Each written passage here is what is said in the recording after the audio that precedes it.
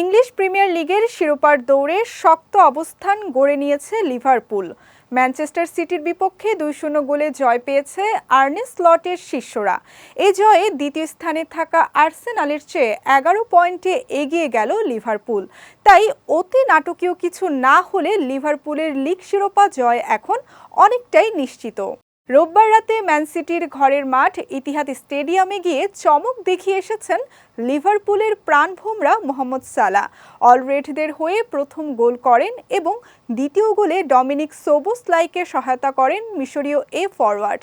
চলতি মৌসুমে লিগে এখন পর্যন্ত ২৫ গোলের পাশাপাশি ১৬টি অ্যাসিস্ট করেছেন সালাহ।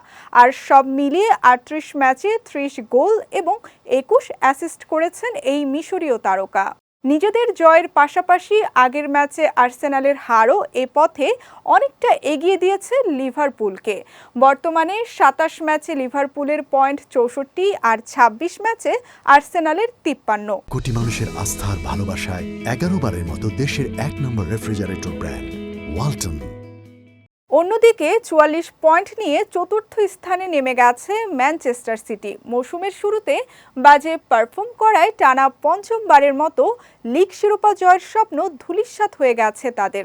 এখন চ্যাম্পিয়ন্স লিগের স্থান নিশ্চিত করার জন্য লড়াই করছে পেপ গার্দিওলার দল। এদিকে এই জয়ে ২০১৫-১৬ মৌসুমের পর প্রথমবারের মতো লিগের ২ লেগেই ম্যানচেস্টার সিটিকে হারানোর কীর্তি গড়ল লিভারপুল। আর এই জয়ের ফলে শিরোপার লড়াইয়ে নিজেদের অবস্থান আরও সুসংহত করল আর্নে স্লটের শিষ্যরা।